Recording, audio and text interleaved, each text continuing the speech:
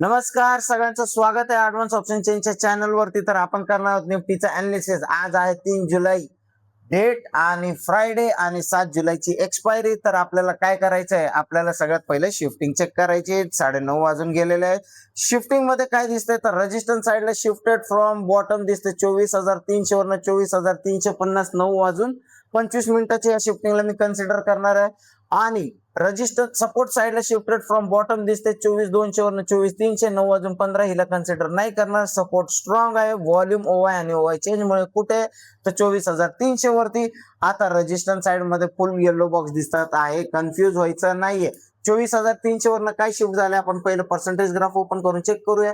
तर व्हॉल्यूम ओवाय आणि ओवाय चेंज तिन्ही होते. तिघांमधनं ओआय आणि ओआय चेंज डिक्रीज होताना दिसतंय, व्हॉल्यूम पण डिक्रीज होताना दिसतंय. म्हणजेच ओआय चेंज मुळे आपला रेजिस्टन्स शिफ्ट झालेला आहे. त्याची वीकनेस वरती चेक करूया. 24,400 वरती इन्क्रीजिंग दिसत आहे. म्हणजेच काय होऊ शकतं, रेजिस्टन्स एसटीटी आहे शिफ्टेड फ्रॉम बॉटम आणि परत एसटीटी 24,400 वरती जर रेजिस्टन्स वीकनेस दाखवत असेल तर रेजिस्टन्स माझ्यासाठी एसटीटी असेल तर मी कॉलचा ट्रेड प्लॅन करणार. कुठून तर 24,300 सपोर्ट सेफ, 24,350च्या सपोर्ट वरनं थोडासा रिस्की.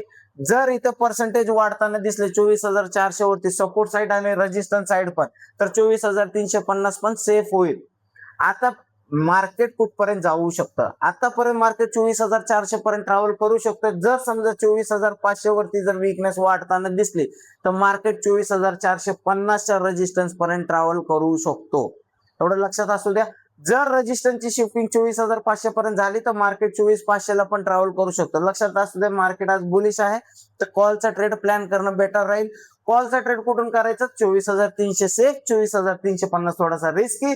24,400 सपोर्ट वरनं कधी कॉलचा ट्रेड करणार. सपोर्टचा प्रेशर जर 24,400 वरती आला आणि रेजिस्टन्सचा प्रेशर 24,400 वरनं 24,500 वर दिसला तर 24,400च्या सपोर्ट वरनं मी कॉलचा ट्रेड प्लॅन करणार आहे. व्हिडिओ आवडला असेल तर लाईक, शेअर आणि सबस्क्राईब करायला विसरू नका. भेटूया पोस्ट मार्केट मध्ये. धन्यवाद.